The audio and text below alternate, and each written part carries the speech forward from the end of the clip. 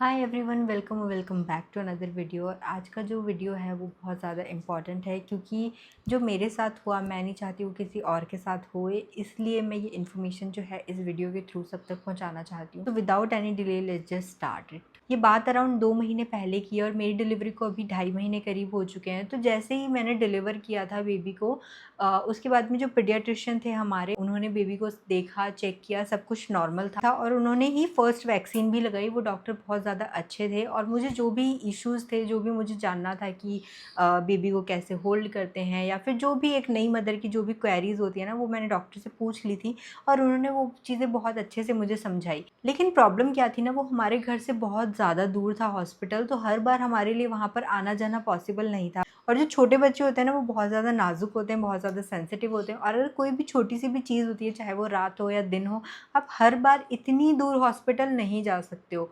तो हमने क्या सोचा कि चलो एक पीडियाट्रिशियन हम ऐसा देख लेते हैं जो हमारे घर के आसपास मिल जाए, या फिर ऐसा कुछ मिल जाए कि हमें पहुंचने में 15 या 20 मिनट लगे, उससे ज़्यादा टाइम ना लगे हमको। फर्स्ट वैक्सीन लगने के 2 या 3 दिन बाद बेबी की जो आइज़ है ना, वो थोड़ी थोड़ी सी येलो होनी शुरू हो गई थी। तो मुझे लगा कि यार ऐसे तो मतलब जो हमारी नॉर्मल आइज़ होती हैं, वो जो वाइट कलर है वो एकदम प्रॉपर वाइट होता है, ऐसे येलो नहीं होता है। तो मुझे ऐसा अंदाज़ा तो था कि हाँ भाई, छोटे बच्चे होते हैं या जो न्यूबॉर्न्स होते हैं, उनमें पीलिया होना या फिर जॉन्डिस होना बहुत ही कॉमन होता है। बट मुझे नहीं पता था कि मेरे बच्चे में भी ये चीज़ हो सकती है।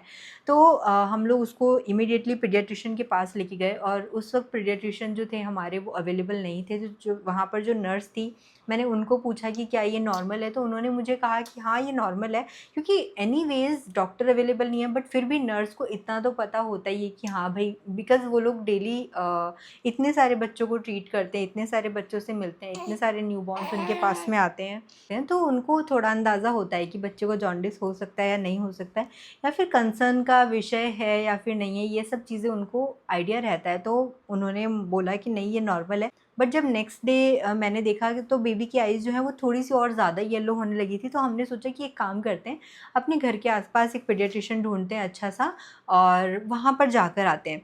अब जो पीडियाट्रिशियन हमने देखा, उनको रेटिंग बहुत अच्छी थी। अब क्या होता है ना, आप पहली बार जब पेरेंट्स बनते हो ना, क्योंकि फिज़िशियन का आपको आइडिया होता है, अच्छे-अच्छे जो हॉस्पिटल्स होते हैं, जो स्पेशलिस्ट जहाँ पर बैठते हैं, आपको पता होता है। लेकिन माँ बनने के बाद या पेरेंट्स बनने के बाद बेबी के लिए अच्छा डॉक्टर आप ढूँढना मतलब बहुत मुश्किल काम लगने लगता है। चाहे आप बहुत बड़े-बड़े काम कर चुके हो ना, फिर भी ऐसा लगता है कि अरे यार, मतलब ऐसा डॉक्टर ढूँढेंगे जो हमारे बच्चे को अच्छे से, क्योंकि आपको भरोसा नहीं हो पाता। और हमने जो पीडियाट्रिशियन ढूँढे, उनको रेटिंग बहुत अच्छी थी, उन्होंने बच्चे को बहुत अच्छे से देखा। अप्रॉक्सिमेटली आधा घंटा उन्होंने बच्चे को जो है ऑब्ज़र्व किया और बहुत अच्छे से हमारी क्वेरीज़ जो हैं वो सॉल्व की उन्होंने। इसके बाद में हम लोग, उन्होंने बस ये बोला कि एक काम करते हैं, एक रिपोर्ट करवा लेते हैं।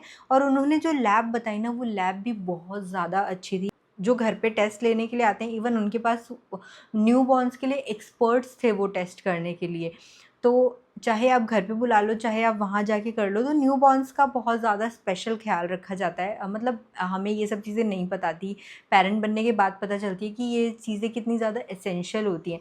तो डॉक्टर ने जो लैब सजेस्ट की वो भी बहुत अच्छी थी एंड डॉक्टर ने ऑब्ज़र्व भी बहुत अच्छे से किया। तो हमें ऑलमोस्ट बहुत भरोसा हो गया कि नहीं, ये डॉक्टर को हम अपने बच्चे को दिखा सकते हैं। अब उन डॉक्टर ने ये बोला कि आप एक रिपोर्ट करवाइए और हम बिलिरुबिन लेवल चेक करेंगे। तो लेवल के हिसाब से तो वैसे देखने में कम लग रहा है जॉन्डिस, तो इतना कंसर्न का विषय नहीं है, क्योंकि हर न्यूबॉर्न के अंदर जॉन्डिस होता ही होता है, तो इतना टेंशन लेने वाली बात नहीं है। फिर भी हम एक टेस्ट जो है करवा लेते हैं। रिपोर्ट करवाने के बाद जो रिपोर्ट के जो रिजल्ट्स हैं वो भी 1 से 1.5 घंटे के अंदर आ गए, क्योंकि न्यूबॉर्न्स की जो रिपोर्ट्स होती है ना, वो मोस्टली बहुत जल्दी दे देते हैं। ये हमें नहीं पता था, हमें तो यही लगा कि नेक्स्ट डे या फिर शाम तक रिपोर्ट आएगी, तो हमें वेट करना है। बट 1.5 घंटे, आई थिंक 1 घंटे में, 1 घंटा भी नहीं लगा था रिजल्ट्स आने में।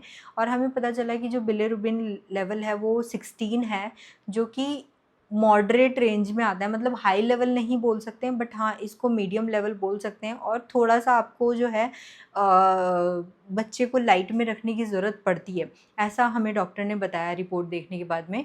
और उन्होंने बोला कि उनके क्लिनिक में ऐसी फैसिलिटी नहीं है कि वो बच्चे को जो है उस लाइट के अंदर रख सकें, मतलब ब्लू लाइट के अंदर बच्चे को रखा जाता है। तो उन्होंने कहा कि एक और हॉस्पिटल है जहाँ पे मैं भी बैठता हूँ और मेरे जो फ्रेंड्स हैं, मतलब डॉक्टर फ्रेंड्स हैं, वो लोग भी वहाँ पर बैठते हैं। तो वहाँ पर जो सर्विसेज़ हैं वो 24/7 अवेलेबल है। तो आपको 24 घंटे वहाँ पर डॉक्टर की निगरानी में आपका बच्चा रहेगा और माँ को जो है बच्चे के साथ में ही रहना है। तो आपको कोई टेंशन लेने वाली बात नहीं है कि आपका बच्चा कहाँ पे है या फिर कैसा है।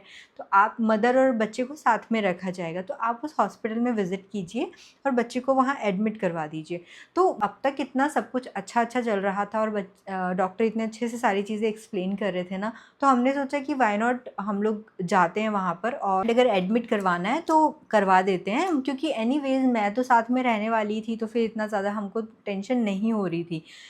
अब वहाँ जाने के बाद में हम मुश्किल से 5 मिनट वेट किया होगा, नर्स बेबी को अंदर लेके गई, उसका उन्होंने वेट वग़ैरह चेक किया और उसके बाद में आई थिंक बहुत जल्दी ये सारी चीज़ें हो गई। डॉक्टर ने चेक किया और डॉक्टर ने हमको बोला कि हाँ, उसका जो जॉन्डिस है वो दिख नहीं रहा है, लेकिन उसके अंदर मतलब जो अगर रिपोर्ट्स को देखा जाए तो कंसर्न का विषय है, तो हम इसको जो है लाइट के अंदर रखेंगे और वो ठीक हो जाएगा, कोई टेंशन की बात। मुझे थोड़ा-सा ज़्यादा टेंशन हो रहा था कि नहीं यार, ये जॉन्डिस हो गया है, अभी कैसे क्या ठीक होएगा, लाइट में रखने से कैसे ठीक हो जाएगा और कोई दवाई वग़ैरह तो नहीं देनी है, तो मुझे तो बहुत ज़्यादा टेंशन हो रहा था।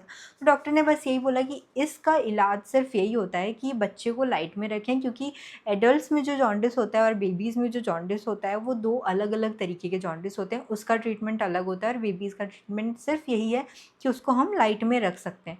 तो हम लोग मान गए एंड उन्होंने एक और चीज़ बोली कि बेबी को जो फ़ीडिंग करवानी है उसका थोड़ा-सा ध्यान रखना पड़ेगा। और उस वक़्त मैं बिल्कुल एकदम न्यू मम्मी बनी थी, तो मुझे नहीं पता था कि बच्चे को कैसे अच्छे से फ़ीडिंग, क्योंकि हम दोनों एक-दूसरे के साथ मतलब कनेक्शन बनाने की कोशिश ही कर रहे थे। तो घर पे तो सब लोग हेल्प कर देते थे, लेकिन हॉस्पिटल के अंदर मुझे नहीं पता था कि मैं कैसे मैनेज करने वाली हूँ सारी चीज़ें। तो डॉक्टर ने बोला कि डोंट वरी, नर्स आपको हेल्प करेगी, बट नर्स आपको सिर्फ़ 1 या 2 बार हेल्प करेगी।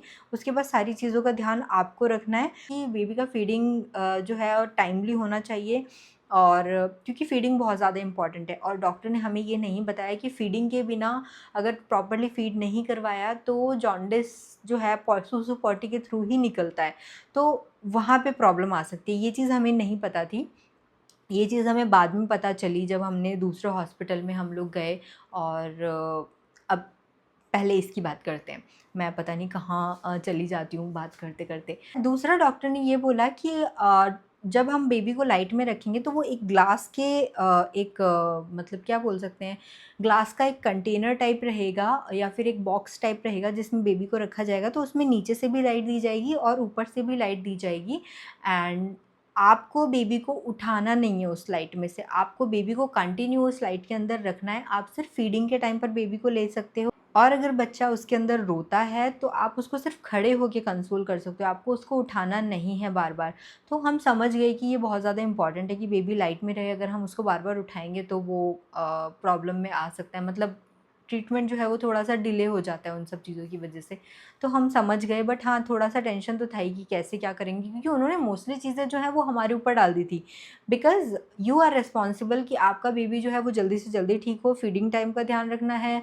बेबी को बार-बार उठाना नहीं है, बेबी रोएगा क्योंकि उसके लिए वो जो जगह है वो थोड़ी-सी अनकम्फ़र्टेबल रहेगी, तो आप उसको कंसोल सिर्फ़ खड़े होके कर सकते हो। तो टेंशन तो था, ठीक है। अब हमने जो उनके वहाँ पे रूम्स देखे, उनके रूम्स के नाम कुछ ऐसे थे, deluxe room, super deluxe room, deluxe, super deluxe की भी बात करूँ तो एकदम जनरल से भी ज़्यादा लो क्वालिटी के रूम्स थे वो, और एक अजीब-सी स्मेल भी आ रही थी वहाँ पे। तो हमने कहा चलो कोई बात नहीं, डॉक्टर अच्छे होने चाहिए और यहाँ पर 24/7 डॉक्टर अवेलेबल है, इससे बड़ी बात हमारे लिए क्या ही हो सकती है। और डॉक्टर ने मोस्टली चीज़ें हमें इतने अच्छे से समझाई हैं, तो हम मान गए कि नहीं, चलो हम लोग एडमिट करवा देते हैं। अब हमने एक अच्छा-सा रूम ले लिया, रूम का साइज़ बहुत ही छोटा था और उसमें वो लोग मतलब पेरेंट्स को भी रुकवा रहे हैं, बच्चे को भी रुकवाया हुआ है, उन्होंने अपनी आस-पास मशीनें भी लगाई हुई हैं। तो मतलब यूँ समझो कि चलने के लिए जगह ही नहीं है उस रूम में, ठीक है? और उन्होंने मशीन इस तरीके से लगा दी कि आप वॉशरूम जा ही नहीं सकते हो। तो मैंने उनको बोला कि भैया ये एटलीस्ट मशीन वगैरह तो सही जगह पे लगाओ ताकि वॉशरूम हम लोग यूज़ कर सकें। तो वो आए और उन्होंने वो सारी चीज़ें करी, नर्स आई, उन्होंने मुझे फीडिंग का सारी चीज़ें समझाई। लेकिन उन्होंने मुझे ये नहीं बोला कि जॉन्डिस में बच्चे को फीड करना सबसे ज़्यादा इम्पॉर्टेंट टास्क होता है, क्योंकि जब बच्चा जितना ज़्यादा सुसु पॉटी करेगा उतना अच्छे से बिलीरुबिन जो है वो बॉडी के थ्रू बाहर निकलेगा। तो ये चीज़ मुझे तब तक भी नहीं पता थी। अब बेबी को उन्होंने लाइट के अंदर रख दिया, मेरे हस्बैंड थे, मैं थी, मेरे फादर इन लॉ थे, और मतलब अप्रॉक्सीमेटली आधा घंटा हुआ होगा और बेबी जो है इतना ज़ोर ज़ोर से रोने लगा, इतना ज़ोर ज़ोर से रोने लगा, मैं बता नहीं सकती। मैंने जो अब तक जो बेबी को ऑब्ज़र्व किया था और आज जो मैं देख रही थी ना उसको रोते हुए, वो ऐसे उछल-उछल के रो रहा है, और मतलब एक ग्लास का जो कंटेनर था उसके और बेबी के सर के बीच में अराउंड इतना गैप होगा, ठीक है, करीब यूँ समझ लो 5 इंचेज़ में भी। और बेबी जो है खिसक-खिसक के उस ग्लास के अंदर उसने अपना सर मार लिया। उसको इतना ज़्यादा अनकंफर्टेबल लग रहा था। हम उसको चुप कराने की कोशिश कर रहे थे। हम गए, हमने डॉक्टर को देखा, डॉक्टर अवेलेबल नहीं थे। हमने नर्सेज़ को बुलाया, नर्सेज़ नहीं आई। हमने मतलब जो भी अटेंडेंट्स अवेलेबल थे उनको बुलाया, रिसेप्शन पे जाके बात की, बट सब लोग बस यही बोल रहे थे कि एक बेबी जो है आया हुआ है, वो वेंटिलेटर पे है, बहुत ज़्यादा क्रिटिकल सिचुएशन है, तो सारे लोग वहाँ पर बिज़ी हैं। मैं समझ गई प्रॉब्लम क्या है, ठीक है, कि हाँ भाई वेंटिलेटर पे बेबी है, हर एक पेरेंट के लिए अपना बच्चा इम्पॉर्टेंट होता है, और हर एक डॉक्टर के लिए हर एक बच्चा जो है इक्वल होता है, तो इट्स ओके, वो उसको ट्रीट कर रहे हैं। बट यहाँ पे उन्होंने मुझे मना कर दिया कि आप बेबी को उठा नहीं सकते हो, तो मुझे नहीं पता उस लाइट के अंदर मेरे को अपना हाथ ले जाना सेफ़ है या नहीं है, बिकॉज़ ये सारी सिचुएशंस फर्स्ट टाइम हो रही थी हमारे साथ में, तो हमें नहीं पता कि इस सिचुएशन में क्या करना चाहिए। बहुत ज़्यादा देर हो गई, जब बेबी कंटिन्यू रोए जा रहा है, तो मैंने लाइट वाइट वो बंद करके, स्विच वगैरह बंद करके बेबी को उठा लिया, और तब जाके बेबी जो है थोड़ा-सा चुप हुआ। करीब आधा घंटा हो गया था इन सारी चीज़ों को होते हुए, और हम लोग आधा घंटा जो है प्रोसेस डिले कर चुके थे। मैं कम से कम 4 से 5 बार चक्कर काट चुकी थी कि डॉक्टर आए क्या, या फिर कोई नर्स अवेलेबल है जो आके हमें बता सके कि अभी हमें क्या करना है। क्योंकि बेबी बहुत ज़्यादा अनकंफर्टेबल हो रहा है और कंटिन्यू रोए जा रहा है, तो हेल्प अस कि हम क्या करें इस सिचुएशन में। तो वहाँ पर कोई भी अवेलेबल नहीं था। दूसरा, वहाँ पर उनके हॉस्पिटल के अंदर ही एक केमिस्ट शॉप है, जहाँ पे अप्रॉक्सीमेटली 2 से 3 नर्सेज़ खड़ी हुई थी, और वो मुझे ये बोल रही हैं कि अंदर एक बेबी आया हुआ है जो कि वेंटिलेटर पे है और बहुत क्रिटिकल सिचुएशन में है, तो सब लोग वहाँ बिज़ी हैं। तो भाई तुम लोग भी तो नर्स हो, तुम भी तो इस चाइल्ड केयर हॉस्पिटल में काम कर रहे हो, तो तुम्हें कुछ तो नॉलेज होगा, एटलीस्ट आके हमें देख लो, हमें हेल्प कर दो कि इस सिचुएशन में क्या करना है।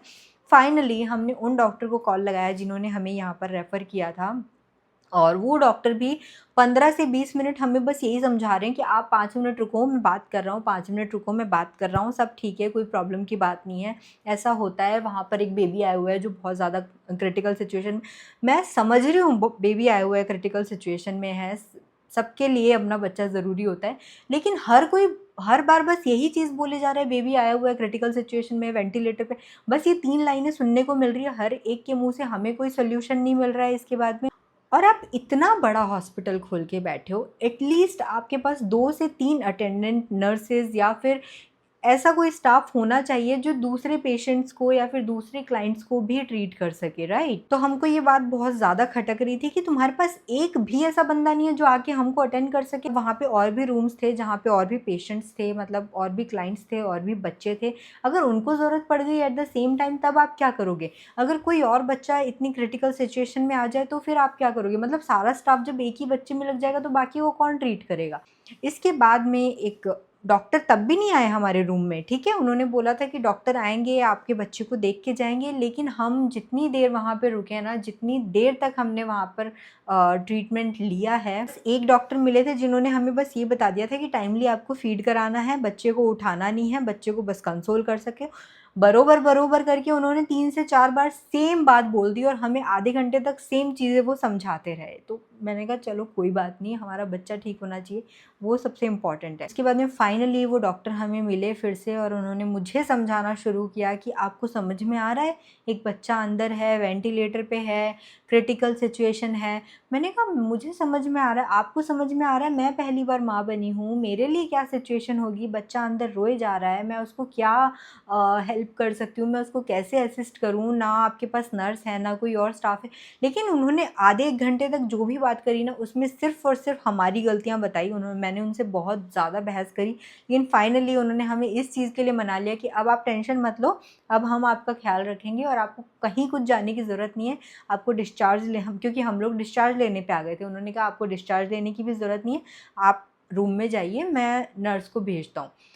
तो हम मान गए, रूम में गए, उन्होंने फिर से ट्रीटमेंट शुरू किया। बच्चा उस तरीके से नहीं रोया दोबारा, क्योंकि उन्होंने जो है उस ग्लास के कंटेनर में नीचे एक राउंड सा एक तकिया टाइप बना दिया, जिसके अंदर बच्चे को लिटाया, बच्चे का जो ग्लास है वो प्रॉपर्ली लगाया, मतलब उसको थोड़ा कंफर्टेबल फ़ील कराया, which is very important for a new born baby, जो कि अभी सिर्फ 2 या 3 दिन का ही है। अब इसके साथ में एक और चीज़ ये हो रही थी कि मेरे जो स्टिचेस थे ना, मुझे दूसरी बार स्टिचेस लगे हैं, लेकिन जब उस वो वाला जो टाइम था ना, उस वक़्त मेरे स्टिचेस बहुत ज़्यादा पेन कर रहे थे, तो मैं ना चल पा रही थी ठीक से, ना बैठ पा रही थी ठीक से, तो मेरी अलग से सिचुएशन ख़राब थी।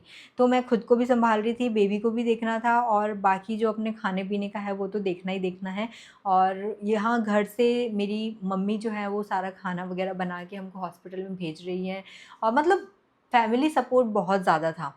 बट जो उस वक़्त की जो सिचुएशन है ना, वो नहीं बताई जा सकती शब्दों में। तो फैमिली सपोर्ट की वज़ह से आज मैं यहाँ बैठ के आप सबसे ये सारी बात कर पा रही हूँ। अब नेक्स्ट जो चीज़ हुई वो क्या हुई कि अराउंड 12, मतलब हर 2 घंटे में बेबी को हम फ़ीड करा रहे थे, और उस वक़्त ऐसा था कि मैं अपना मिल्क जो है वो पंप करती थी एंड देन बेबी को देती थी, और उस वक़्त मुझे पंप भी अच्छे से करना नहीं आता था, तो नर्सेज़ वग़ैरह ने मुझे ऑब्वियसली वहाँ पर हेल्प की थी इस चीज़ में।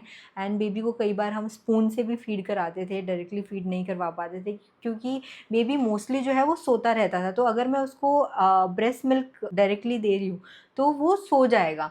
तो हमें उसको स्पून से फ़ीड कराना पड़ रहा था उस वक़्त। तो हर 2 घंटे का अलार्म लगा के हम ये सब चीज़ें कर रहे थे, और वहाँ की जो नर्स है उन्होंने बेबी को एक बार फ़ीड कराया अराउंड रात के 11 बजे, और हम लोग वहाँ हॉस्पिटल पहुँचे थे 3 बजे, और बेबी का ट्रीटमेंट जो था वो शुरू हुआ था अराउंड 4:30, और जिसमें आधा घंटा 45 मिनट आप समझ लो हमने इसमें निकाल दिया था कि कोई आके बच्चे को देख ले, कोई आके हमें असिस्ट कर दे, और यूँ समझो कि 5 साढ़े 5 तो हमें ऐसे ही बज गए थे। अब रात को 11 बजे नर्स ने फ़ीड करा दी, और ना उनके रूम्स ऐसे थे कि वहाँ पे सोना भी बहुत ज़्यादा मुश्किल था, लेकिन जैसे-तैसे हम लोग 12-1 बजे के करीब सो गए। एसी चल रहा था रूम में, फ़ैन भी चल रहा था। मतलब ऐसा होता है जब आप मम्मी बनते हो ना, नए-नए मम्मा बनते हो, न्यू-न्यू मदर बनते हो, तो आपको बच्चे की छोटी-सी आवाज़ भी ना सुनाई दे जाती है। आपको पता चल जाता है बच्चा कुछ कहना चाह रहा है, या फिर बच्चा रो रहा है, या फिर क्या है, ठीक है? तो मुझे अब उन्होंने क्या कर रखा था ना, वो बॉक्स के अंदर लाइट तो थी ऊपर-नीचे, साथ में उन्होंने कपड़ा और ढक दिया था। जब दूसरी बार उन्होंने बेबी को वापस से उस लाइट के अंदर रखा, तो उन्होंने कपड़ा भी ढक दिया, ताकि ट्रीटमेंट जो है वो फ़ास्ट हो जाए। आई डोंट नो इस वजह से, या फिर एसी की डायरेक्ट हवा ना लगे इस वजह से, मुझे इसका रीज़न नहीं पता है। बेबी का के ऊपर उन्होंने कपड़ा ढक दिया, तो मैं यहाँ पे सोफ़े पे सो रही हूँ, यहाँ पे बेबी है, मतलब यूँ समझो ये बेबी का की जगह है, और यहाँ पे मैं इस तरीके से सो रही हूँ, और उस साइड मेरे हस्बैंड है, ठीक है, बेबी के दूसरी साइड। तो मुझे ऐसी आवाज़ आई कि बेबी या तो खाँसा है या फिर रोया है, मतलब ऐसे हिलते हैं ना, तो थोड़ी-सी आवाज़ निकालते हैं छोटे बच्चे, तो मुझे वो आवाज़ आई। तो मैं सुन के, और मेरे को लगा नहीं यार ऐसे ही होगा, अभी वापस से तो कुछ आवाज़ आ नहीं रही है, तो सो जाते हैं। बट फिर मैंने सोचा नहीं, एक बार चेक करना बनता है, मैं देख लेती हूँ, क्योंकि यार स्टिचेस बहुत ज़्यादा पेन कर रहे थे, तो मुझे ऐसा लग रहा था कि कोई बात नहीं, मैं भी सो जाती हूँ, बहुत ज़्यादा ओवरथिंक कर रही हूँ। तो मैंने अपने हस्बैंड को बोला एक बार चेक करो ना बेबी ठीक है या नहीं है, वो हिल तो नहीं रहा है या रो तो नहीं रहा है। तो जब उन्होंने चेक किया तो वो बोले नहीं, नहीं सब ठीक है, और वो वापस लेट गए। फिर पता नहीं मेरे हस्बैंड को भी क्या क्लिक हुआ कि उन्होंने वापस से चेक किया उसी वक़्त, और उन्होंने देखा कि जो बेबी के सर पे के चारों तरफ जो उन्होंने पट्टी बाँध रखी थी, या जो ग्लासेस लगाए हुए थे वो व्हाइट कलर के थे, और वो रेड-रेड नज़र आ रहे हैं, ठीक है? और एक और वाइट कलर का कपड़ा था जो कि रेड-रेड नज़र आ रहा था हमें, तो उन्होंने बोला कि ऐसे खून जैसा कुछ मुझे नज़र आ रहा है। तो हमने जब देखा तो वो ब्लू लाइट में जो है वो रेड ही नज़र आ रहा था, तो बेबी ने शायद वॉमिट किया था, जो हमें रेड दिख रहा था, बट जब हमने लाइट बंद करी तो वो येलो थी। तो हम टेंशन में आ गए यार, अब ये वो बच्चा वॉमिट भी कर रहा है, जॉन्डिस में वॉमिटिंग भी हो रही है क्या? चैट जीपीटी वीपीटी सब यूज़ कर लिया था, क्योंकि मैं डॉक्टर को बुलाने गई, मेरे हस्बैंड डॉक्टर को बुलाने गए उस वक्त वॉमिटिंग के बाद, तो डॉक्टर नहीं आए हैं। डॉक्टर पता नहीं तब भी यही बोल रहे हैं कि बच्चा क्रिटिकल कंडीशन में है, एक अंदर वेंटिलेटर पे है, तो डॉक्टर वहाँ पे बिजी है। बट रियलिटी कुछ और थी। उन्होंने डॉक्टर को बुलाया होगा, नर्स ने, जो बाहर जस्ट रूम के जस्ट बाहर एक कोई अटेंडेंट बैठे हुए थे, और नर्सेज़ वगैरह भी कहीं ना कहीं सोती रहती हैं, तो उन्होंने डॉक्टर को बुलाया होगा, बट डॉक्टर नहीं आए। हमें बस ये बोला कि एक बच्चा वेंटिलेटर पे है, क्रिटिकल सिचुएशन में है, तो डॉक्टर वहाँ पर बिज़ी है। मैं गई, मैंने देखा कि मुझे ऐसा कुछ लगा नहीं, मुझे कुछ तो दाल में काला लगा। हमने कम से कम 4 से 5 बार बोल दिया कि नहीं आप डॉक्टर को बुला दो एक बार, बच्चे ने उल्टी कर दी, क्या हो सकता है। पता है यहाँ पे क्या हुआ, हमने 4 से 5 बार डॉक्टर को बुला लिया, डॉक्टर नहीं आ रहे हैं। डॉक्टर इतने ज़्यादा बिज़ी हैं वो वेंटिलेटर वाले रूम में, उन्होंने ऐसा हमको बता रखा है। बट जब नर्स वापस से डॉक्टर को बुलाने गई ना, आई थिंक 4th या 5th टाइम, तो मैं उसके पीछे पीछे गई और मैंने चेक किया कि एक पर्सन जो है वहाँ पे, जो डॉक्टर वाला जो रूम होता है और साइड में जो चेकअप के लिए एक बेड लगाया हुआ था, उसके ऊपर से एक पर्सन उठ के और आ रहा है। ठीक है, मेरे को लगा यार ये तो डॉक्टर तो सो रहा है, और वो नर्स को वो डॉक्टर क्या बोल रहा है कि तुम जाओ और दूसरे डॉक्टर को बोलो कि वो उठ के देखे, मैं क्यों देखूंगा।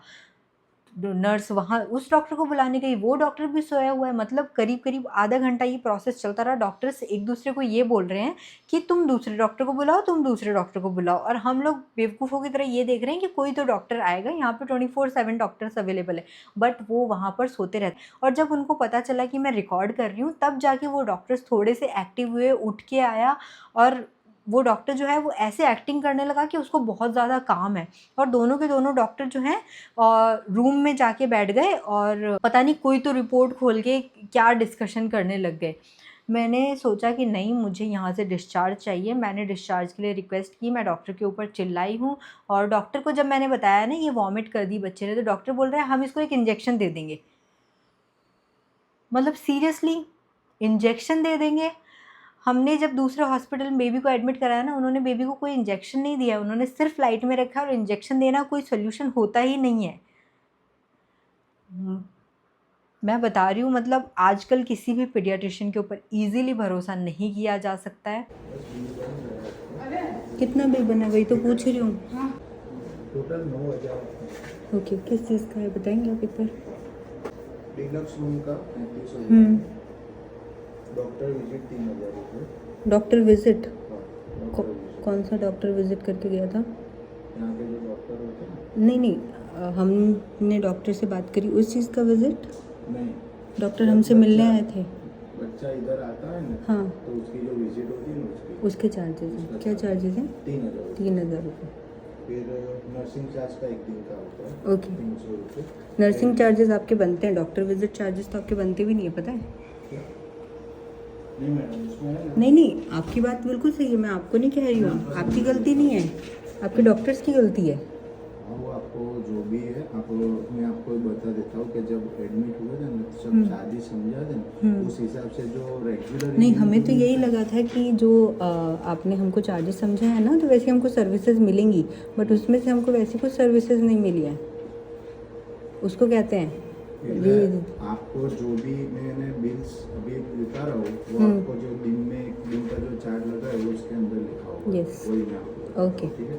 नर्सिंग चार्ज है, एडमिटेशन चार्जेस के 500 रुपये जो एक बार लगते हैं, ट्रांसपोर्ट इन्फ्यूजन पंप के 300 रुपये, RPS एक ही बार चेक हुआ है, जो शुगर चेक करते हैं ना, फोटोथेरापी जो रूम में दिए थे उसके 1,000 रुपये है, और मॉनिटर का 300 रुपये, टोटल 9,000 रुपये। ओके, आप डॉक्टर चार्जेस का आप देखिए क्या करना है। एक और चीज़, वही डॉक्टर जो बोल रहे थे ना कि हम बच्चे को इंजेक्शन दे देंगे, उन्होंने, मतलब ये जो सारी राम कहानी हुई थी ना, शाम को 5:30 बजे के करीब, जब मैं जाके डॉक्टर के रूम में बोली कि आपको एटलीस्ट कोई तो स्टाफ रखना चाहिए जो दूसरे क्लाइंट्स को या दूसरे पेशेंट्स को भी अटेंड कर सके, तो वो डॉक्टर आके मुझे ये समझा रहे हैं कि मदर को भी एंग्जाइटी होती है, मदर को भी अलग से डिप्रेशन होता है। आई डोंट नो वो किस दिशा में चले गए थे डॉक्टर, मुझे नहीं पता है, बट उन्होंने इतनी फालतू की बकवास समझाई है जो इस टॉपिक से रेलेवेंट भी नहीं थी कि हमारे बच्चे को उनको कैसे ट्रीट करना है। ठीक है, वो मेरे ऊपर आके बता रहे थे कि उनको लग रहा था कि मैं डिप्रेशन में हूँ या फिर मैं एंग्जाइटी फेस कर रही हूँ। तो वो ऐसी ऐसी सब चीज़ें बोलने लग गए कि सारे पेरेंट्स और सारे इन लॉज का ध्यान जो है वो बच्चे की तरफ चला जाता है, मदर जो बिल्कुल लेफ्ट अलोन फील करने लग जाती है। मतलब इतनी बकवास बकवास बातें करी है ना उस डॉक्टर ने आके, मैं सच बता रही हूँ, मुझे ऐसा लग रहा था कि ये थोड़ा दिमाग से पैदल तो नहीं है। बट फाइनली हमने डिसाइड किया कि हम डिस्चार्ज लेंगे। तो हमने डॉक्टर को बोला हमें कुछ नहीं सुनना है, हमें डिस्चार्ज चाहिए यहाँ से। तो उन्होंने कहा आप पेमेंट कर दो, हम डिस्चार्ज कर देंगे। रिसेप्शन पे गए, वो वाला क्वेश्चन पूछ रहे कि क्यों डिस्चार्ज चाहिए, क्या हुआ है, मतलब जिससे भी बात करो वो सब के सब क्वेश्चंस पूछने में लगे। उन्होंने अराउंड 9,000 का खर्चा बनाया। तो मैंने कहा मैं डॉक्टर का खर्चा तो बिल्कुल भी नहीं दूंगी, तुम्हें जो करना है वो कर लो। तो 6,000 का फाइनली बिल बना, मैंने 6,000 रुपये दिए और रात को 3 बजे हम लोग जो है वहाँ से डिस्चार्ज लेके भागे हैं। मतलब लिटरली भागे हैं। और जैसे ही हमने लिफ्ट का बटन दबाया है, हमें ऐसा लगा कि हम लोग कहाँ से बच के आ गए हैं, कि यार ये किस जगह पे हम पहुँच गए थे। और ये लोग मतलब, क्योंकि शाम को भी हमें डिस्चार्ज किया था, समहाउ दे मैनेज टू हमें समझाने में उन्होंने इतना ज़्यादा टाइम बर्बाद कर दिया था कि हमें लगा छोड़ो यार कोई बात नहीं, देख लेते हैं। रात को 3 बजे हम लोग जब वापस डिस्चार्ज के लिए रिक्वेस्ट किया ना, मुझे ऐसा लग रहा था कि ये डिस्चार्ज कैसे मिलेगा, बस ये डिस्चार्ज मिल जाए। क्योंकि बेबी के हाथ में सुई लगी हुई थी, मैं उसको, मुझे नहीं पता वो सारी चीज़ें कैसे निकालनी है, वो सब चीज़ें नर्स या फिर डॉक्टर्स ही कर सकते हैं। तो बहुत ज़्यादा ऐसा लग रहा था कि नहीं अभी बस यहाँ से निकलना है। और जैसे ही वहाँ से निकले ना, हम लोग की खुशी का कोई ठिकाना नहीं था। हम लोग रात को 3:30-4 बजे तक घर पे पहुँचे। एंड ऐसा लग रहा था ना कि बस अभी बच्चा ज़्यादा सेफ़ है एज़ कम्पेयर टू हम वहाँ पे थे। हमें वहाँ पे बिल्कुल भी अच्छा नहीं लगा, वहाँ का एनवायरनमेंट भी अच्छा नहीं था, वहाँ की वाइब्स भी अच्छी नहीं थी, डॉक्टर तो बिल्कुल बकवास थे, सिर्फ सोते रहते हैं, कुछ भी नहीं करते हैं। नर्सेज़ भी मतलब बहुत ज़्यादा आपको घुमाती हैं कि मैं अच्छी हूँ, मैं अच्छी हूँ, और सारी की सारी नर्सेज़ एक जैसी हैं, क्योंकि सारी की सारी नर्सेज़ जो हैं एक रूम में जाके सो रही थी। ये भी मैंने देखा है। और वहाँ पे एक और फैमिली थी जो खुद किसी चीज़ से परेशान थी, और वो हमसे पूछ रही थी कि क्या हुआ है, बेबी कितने दिन का है, सब ठीक तो है ना। तो हमने उनको बता दिया हमारे साथ क्या क्या सिचुएशन हुई है, तो आप थोड़ा सा संभल के रहिए। उस हॉस्पिटल का नाम भी मैं बता देती हूँ, सिरिल हॉस्पिटल अहमदाबाद। एंड बिल्कुल भी भरोसा मत करना उसके ऊपर, मैं अभी उनकी फ़ाइल भी आपको दिखाऊंगी। घर के पास वाले हॉस्पिटल में जब हमने बच्चे को एडमिट कराया, वहाँ पे जहाँ पे बच्चे को एडमिट किया गया था, वहाँ पे मिनिमम 2 से 3 नर्सेज़ उस रूम में, प्लस एक डॉक्टर, और एक कांच का एक ऐसे ग्लास लगा हुआ था, कांच का ग्लास, मतलब एक ग्लास लगा हुआ था जिसके पार डॉक्टर्स परमानेंट बैठे रहते हैं, परमानेंट डॉक्टर बैठे रहते हैं। तो आपको कुछ सोचने की ज़रूरत ही नहीं है। प्लस उस गेट से अगर आप बाहर आओगे तो एक मेन डॉक्टर का एक कैबिन है, उसके बाद एक और गेट आता है, और वहाँ पे सिक्योरिटी गार्ड खड़ा खड़ा रहता है, और जिसको हमें जो डोर जो है हमेशा लॉक्ड रहता है। मतलब इतनी ज़्यादा सेफ्टी रखी जाती है छोटे बच्चों के लिए, तो ये बहुत ज़्यादा अच्छी चीज़ मुझे लगी।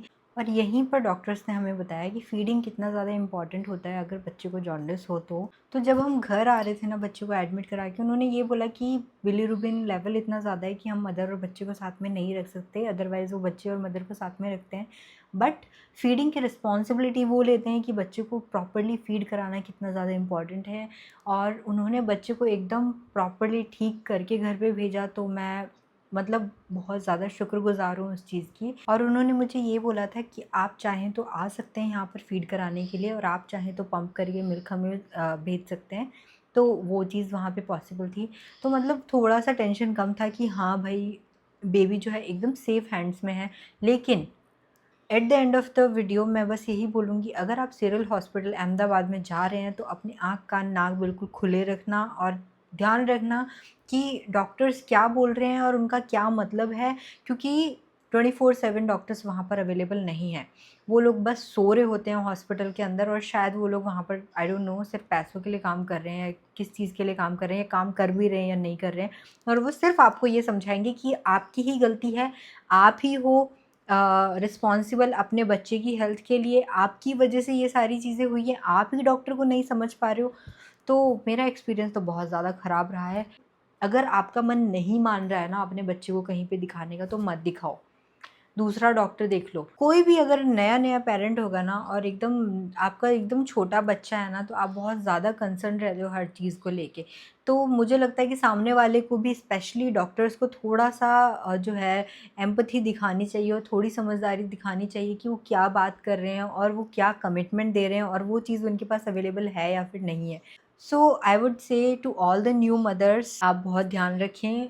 आपसे ज़्यादा अच्छा ध्यान अपने बच्चे का कोई भी नहीं रख सकता है, और आपको हमेशा पता होता है कि मेरे बच्चे को किस वक्त किस चीज़ की ज़रूरत है। तो ये था मेरा एक छोटा सा एक्सपीरियंस जो एक नई मम्मा बनने के बाद मुझे हुआ, और मतलब काफ़ी सारी चीज़ें कुछ ही दिनों में पता चल गई, कुछ ही दिनों में एकदम नए नए एक्सपीरियंसेस होने लग गए। तो ये जो एक्सपीरियंस था ये थोड़ा सा ज़्यादा नेगेटिव था, जो मुझे लगा कि मुझे शेयर करना चाहिए, जो कि मैंने किया भी। So hopefully this is going to be helpful for the people who are looking forward to go to the new paediatrician. And KD hospital अच्छा है, डॉक्टर इमरान पटेल भी अहमदाबाद में बैठते हैं एशियन जनरल चिल्ड्रन हॉस्पिटल में। अगेन वो बहुत ज़्यादा दूर था तो हम लोग नहीं गए।